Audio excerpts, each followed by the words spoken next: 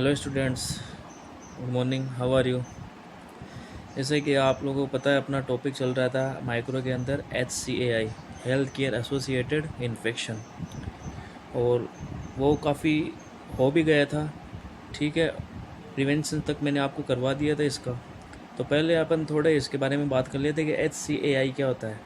जैसे health care associated infection, health care associated infection क्या होता है कि जिसको अपन क्या बोलते हैं, नोजोकोमियल इन्फेक्शन भी बोलते हैं। जो कब होता है, जब ड्यूरिंग पेशेंट हॉस्पिटलाइज होता है, उसके 48 आवर के बाद में देखने को मिलता है अपन को। ठीक है, मैंने आपको बताया था कि 48 hour after admission of the patient in the hospitalisation. ठीक है, वो किससे होता है, वो स्टाफ से हो सकता है या फिर जो हॉस्पिटल जो एनवायरनमेंट है उससे हो सकता है। ठीक है, अगर अपन बात करें इंस्ट्रूमेंट्स की, तो ड्यूरिंग कैथेटराइजेशन हो सकता है या फिर इन्वेजिव प्रोसीजर के द्वारा हो सकता है।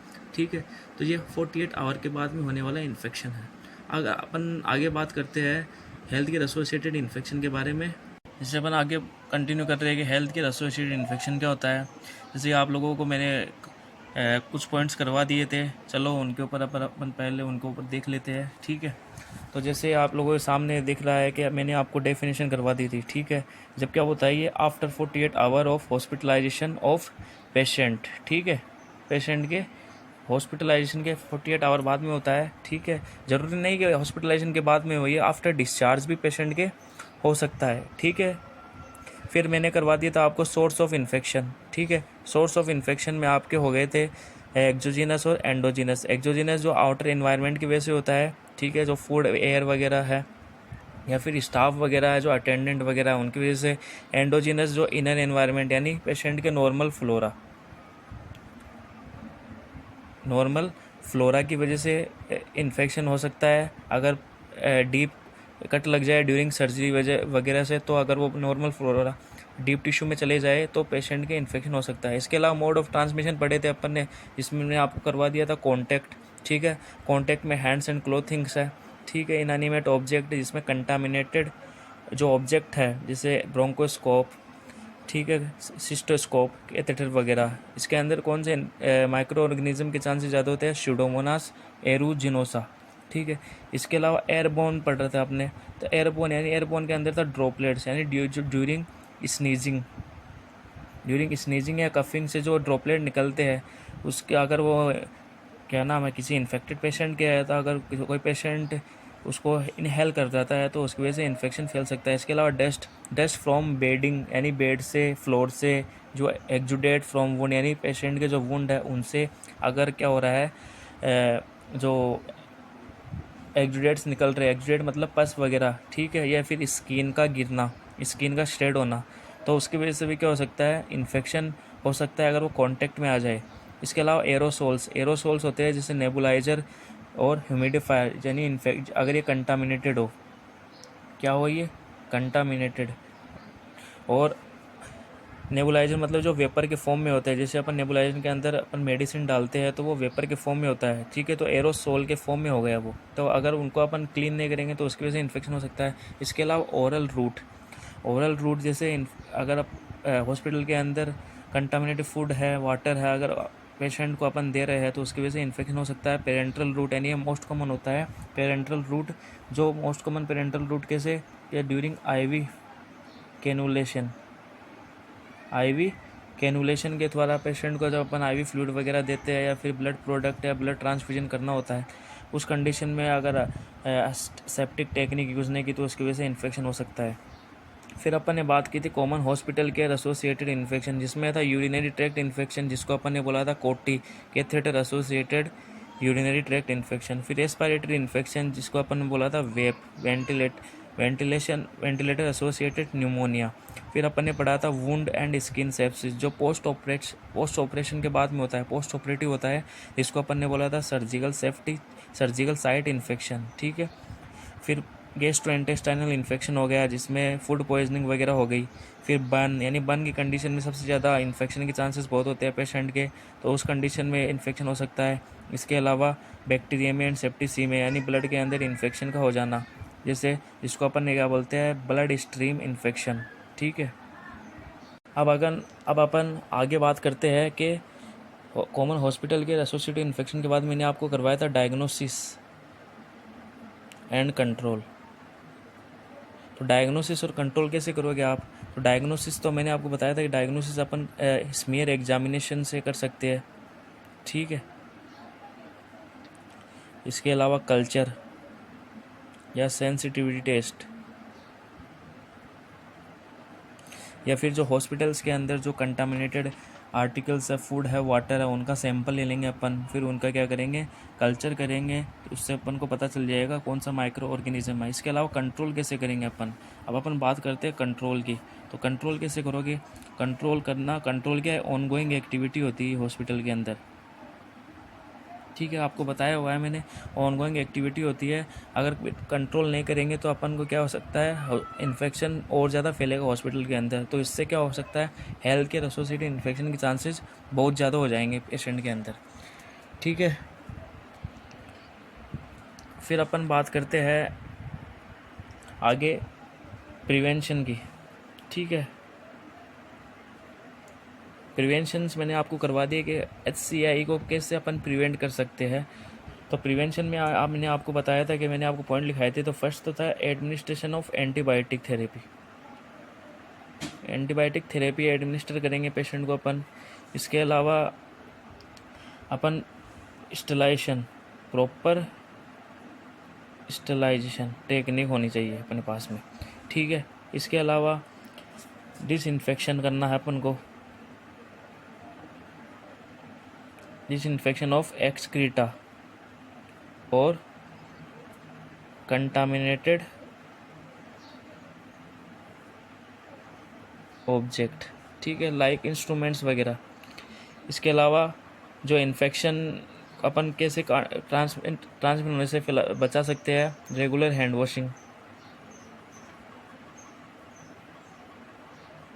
ठीक है। इसके अलावा रेगुलर हैंड वॉशिंग से अपन ट्रीट कर सकते हैं उसको। या फिर जो क्या नाम है, जो हॉस्पिटल्स के क्लोथ्स वगैरह है उनको वॉश करके, और स्टेराइल इक्विपमेंट यूज करके।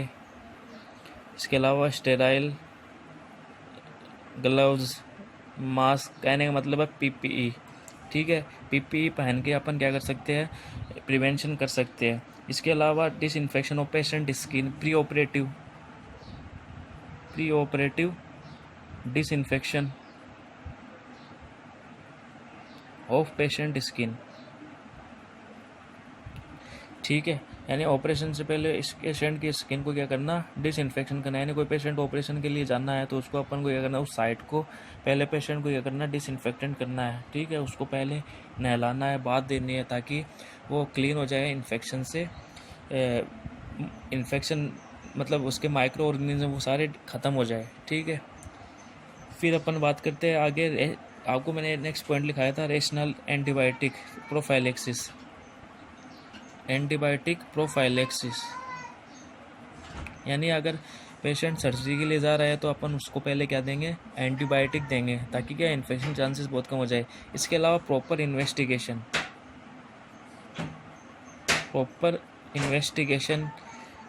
करके ऑफ हॉस्पिटल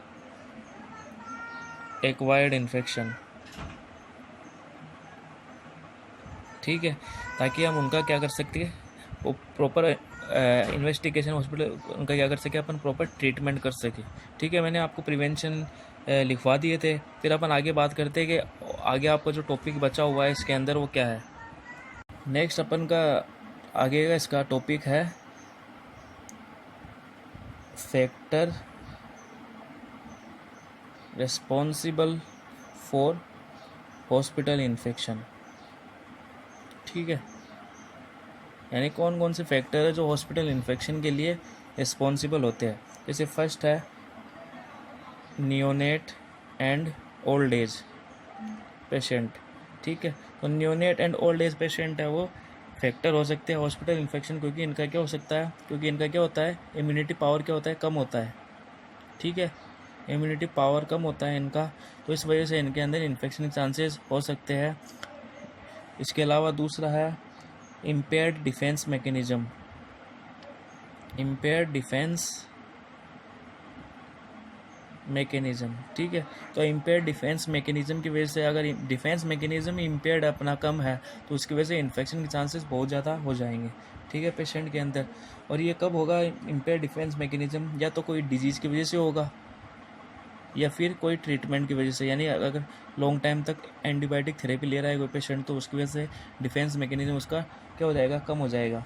इसके अलावा हॉस्पिटल एनवायरनमेंट, हॉस्पिटल एनवायरनमेंट, ठीक है, वो क्या करता है, हॉस्पिटल एनवायरनमेंट के अंदर क्या होता है, बहुत सारे माइक्रो ऑर्गेनिज्म मौजूद होते हैं, तो वो एक फैक्टर हो सकता है हॉस्पिटल इन्फेक्शन के लिए। इसके अलावा बात करें अपन इन्वेजिव प्रोसीजर, इन्वेजिव प्रोसीजर, तो इन्वेजिव प्रोसीजर्स जैसे ड्यूरिंग सर्जरी के दौरान अपन अगर पेशेंट के कट लगा गया, अगर इंस्ट्रूमेंट अंदर डाल रहे हैं तो उसका जो इन्वेजिव प्रोसीजर हो गया, जैसे लेप्रोस्कोप हो गया, अपन को अपेंडिक्स को बाहर निकालना है, तो अगर एब्डोमेन की कट लगा के लेप्रोस्कोप को अंदर डालेंगे तो वो क्या हो गया, इन्वेजिव प्रोसीजर। अगर अपन ने स्टेराइल तरीके से नहीं किया, सेप्टिक टेक्निक से नहीं किया, तो इससे क्या हो सकता है, इन्फेक्शन चांसेस बहुत ज़्यादा हो सकते हैं। इसके अलावा फिफ्थ है मल्टी ड्रग रेजिस्टेंस बैक्टीरिया। ये मैंने आपको बताया था कि मल्टी ड्रग रेजिस्टेंस बैक्टीरिया कौन से होते हैं। अगर लॉन्ग टाइम तक एंटीबायोटिक देंगे पेशेंट्स को तो क्या होगा, जो बैक्टीरिया है वो क्या हो जाएंगे, उस एंटीबायोटिक के लिए रेजिस्टेंट हो जाते हैं, जिससे उनके ऊपर फिर नई एंटीबायोटिक उन एंटीबायोटिक का कोई फ़र्क नहीं पड़ता है, तो अपन को और ज़्यादा एडवांस एंटीबायोटिक उनको देनी पड़ती है, ठीक है। तो ये कुछ फैक्टर्स है। इसके अलावा एक और है, 6 फैक्टर है ट्रीटमेंट ऑफ कैंसर, ठीक है, क्योंकि कैंसर के अंदर इन्फेक्शन के चांसेस बहुत ज़्यादा होते हैं, क्योंकि कैंसर के अंदर इम्यूनिटी पावर बहुत ज़्यादा लो हो जाता है पेशेंट के, तो infection is the first most sign होता है कैंसर के अंदर। इसके अलावा ऑर्गन ट्रांसप्लांटेशन, जैसे हार्ट का ट्रांसप्लांटेशन कर दिया, ठीक है, या फिर किडनी का ट्रांसप्लांट, उस कंडीशन में भी इन्फेक्शन चांसेस बहुत ज़्यादा बढ़ जाते हैं पेशेंट के अंदर। तो ये अगर अपन प्रॉपर स्टेराइल टेक्निक से करेंगे तो अपन इन्फेक्शन से बचे जा सकते हैं। जैसे use of PPE, personal protective equipments का अगर अपन यूज़ करेंगे तो इन्फेक्शन चांसेस 99% अपन उसको ट्रीट कर सकते हैं, ठीक है स्टूडेंट्स। फिर अपन आगे बात करते हैं स्टूडेंट्स, अपना इसके बाद का टॉपिक है hospital infection control programme. Hospital infection control programme, ठीक है। तो ये हॉस्पिटल इन्फेक्शन कंट्रोल प्रोग्राम क्या होता है, यानी इसका मेन एम क्या होता है, एम होता है इसका हॉस्पिटल से इन्फेक्शन को रिमूव करना, यानी लोअर कर देना, हॉस्पिटल से इन्फेक्शन को लोअर कर देना। इसका मेन एम होता है हॉस्पिटल इन्फेक्शन कंट्रोल प्रोग्राम का, to lower the infection from the hospitals. इसके 3 एस्पेक्ट होते हैं, 3 एस्पेक्ट्स, ठीक है। इसके हॉस्पिटल इन्फेक्शन कंट्रोल प्रोग्राम के 3 एस्पेक्ट होते हैं। इन 3 एस्पेक्ट से अपन क्या कर सकते हैं, इस HCI को रोक सकते हैं। जैसे फर्स्ट है इसका इफेक्टिव सर्विलेंस, जिसको अपन बोलते हैं निगरानी, ठीक है, to know risk of infection, यानी पहला तो क्या है इफेक्टिव सर्विलेंस, ठीक है। दूसरा होता है डेवलपमेंट ऑफ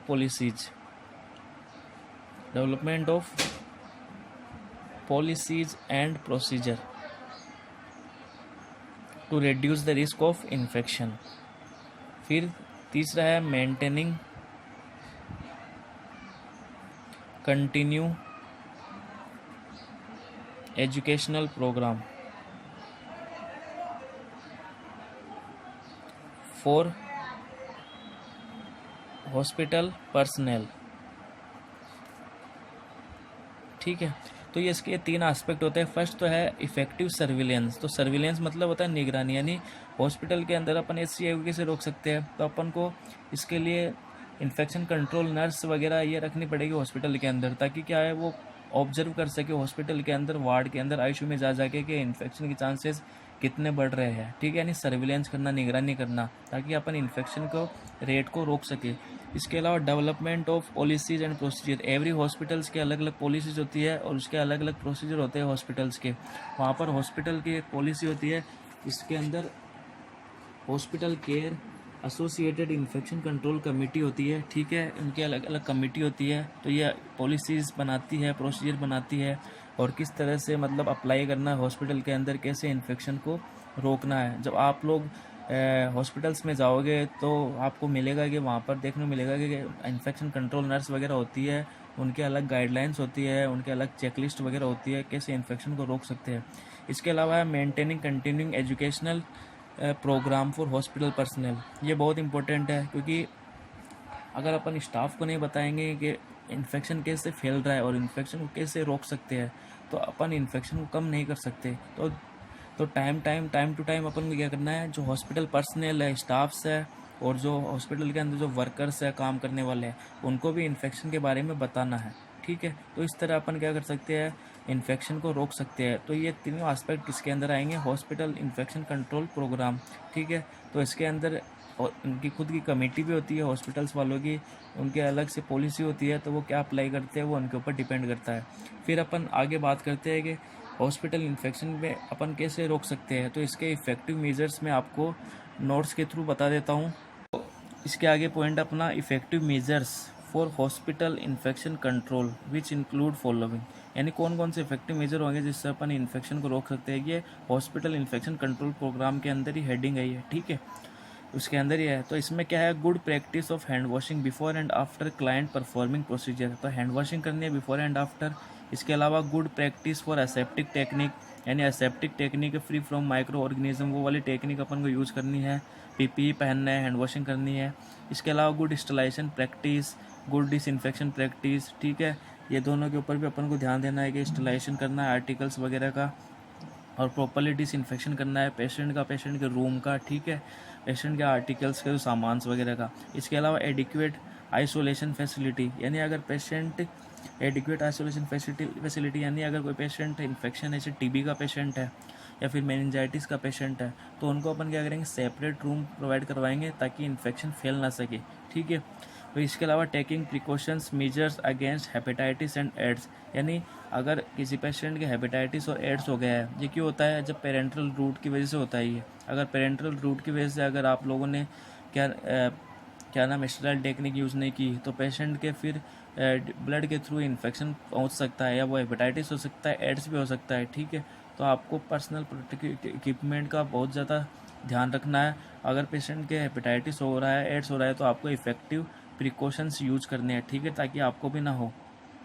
हेपेटाइटिस को रोकने के लिए आपको ग्लव्स पहनने पड़ेंगे, और एड्स को भी आपको रोकने के लिए आपको प्रॉपर स्टेराइल टेक्निक यूज़ करनी पड़ेगी, ठीक है। इसके अलावा good clean environment and out patient department, यानी हॉस्पिटल का एनवायरनमेंट है, जो ओपीडी है, जहाँ पर पेशेंट डॉक्टर्स को चेकअप करवाने के लिए आते हैं, तो वो क्या होनी चाहिए, वो भी फ्री फ्रॉम माइक्रो ऑर्गेनिज्म होनी चाहिए, वहाँ पर भी क्लीनिंग वगैरह होनी चाहिए। इसके अलावा गुड डाइटरी सर्विस मतलब कि पेशेंट को जो फूड अपन प्रोवाइड करवा रहे हैं हॉस्पिटल के थ्रू, ठीक है, तो वो क्या होना चाहिए, फ्रेश होना चाहिए, ठीक है, वो ढक कर आना चाहिए। ऐसे नहीं वो खुला कोई क्या नाम है किचन से आपको खुला ही दे के चला गया, ठीक है, तो वो एकदम पैक होना चाहिए, फ्रेश होना चाहिए, और वो कंटामिनेटेड नहीं होना चाहिए, नहीं तो वो इन्फेक्शन पेशेंट के अंदर फैला सकता है, क्योंकि हॉस्पिटल का पूरा एनवायरनमेंट क्या है, इन्फेक्शियस ही है, तो उसकी वजह से इन्फेक्शन पेशेंट के अंदर जा सकता है। इसके अलावा carefully handling of soiled linens, यानी जो लिनन्स है, जो पेशेंट के लिनन्स है, उनको अपन को केयरफुली हैंडलिंग करना है। यानी अगर वो पेशेंट के बॉडी फ्लूइड सिक्रीशंस ब्लड से अगर कंटामिनेटेड है, तो अपन को गाउन वगैरह और ग्लव्स वगैरह पहन कर उनको हैंडलिंग करना है। इसके अलावा एयर हाइजीन इन ऑपरेशन थिएटर्स, यानी ऑपरेशन थिएटर्स के अंदर भी अपन क्या करना है, फ्यूमिगेशन करके ऑपरेशन थिएटर को क्या करना है, क्लीन करना है, फ्री फ्रॉम माइक्रो ऑर्गेनिज्म करना है। तो फ्रेंड्स, तो स्टूडेंट्स, ये टॉपिक आपका एचसीए यहाँ पर कंप्लीट हो गया है। अगर अपन एक्स्ट्रा की बात करें, यानी कुछ एक्स्ट्रा चीज़ देखें कि हॉस्पिटल के एसोसिएटेड इन्फेक्शन से और क्या हो सकता है, यानी अपन इसके कोच पढ़ सकते हैं कि कोच क्या होता है एचसीएआई का। चलो देखते हैं कोच क्या होता है, ठीक है। अगर अपन कोच की बात करें, ठीक है, एचसीआई के कोच की बात करें कि कोच एचसीआई कैसे होता है, इसके क्या कारण है, तो कोच में अपन बात करते हैं पहले कि प्रोलॉन्ग्ड स्टे ऑफ पेशेंट, कि अगर हॉस्पिटल के अंदर पेशेंट ज़्यादा दिन तक स्टे कर जाए उस कंडीशन से। इसके अलावा सीवियरिटी ऑफ इलनेस, यानी पेशेंट के ज़्यादा इलनेस हो गई है, अगर उसकी तबीयत ज़्यादा ख़राब है तो उस कंडीशन में इन्फेक्शन हो सकता है, क्योंकि उसके ऊपर हम ट्रीटमेंट देंगे तो इम्यूनिटी पावर कम होगा। इसके अलावा इम्यून सिस्टम क्या हो जाए, कॉम्प्रोमाइज़ हो जाए, कॉम्प्रोमाइज्ड इम्यून सिस्टम हो जाए, यानी इम्यून सिस्टम उसका पेशेंट का कम हो गया। इसके अलावा जो use of catheters, NG tube या फिर इनेमा, तो ये जो अपन पेशेंट के कैथेटर्स वगैरह, एनजी ट्यूब वगैरह दे रहे हैं पेशेंट को, इनेमा वगैरह दे रहा है, तो उनकी वजह से क्या हो सकता है, इन्फेक्शन के चांसेस बहुत हो सकता है, अगर प्रॉपर स्टेराइल टेक्निक से अपन उसको यूज़ नहीं करते हैं तो। इसके अलावा हेल्थ केयर वर्कर का हैंड वॉश ना करना, ठीक है। हेल्थ केयर वर्कर अगर हैंड वॉश नहीं करे बिफोर एंड आफ्टर प्रोसीजर्स, ठीक है, उस कंडीशंस में क्या हो सकता है, इन्फेक्शन के चांसेस हो सकते हैं। इसके अलावा स्टेलाइजेशन टेक्निक सही नहीं हो, स्टेलाइजेशन या डिसइंफेक्शन,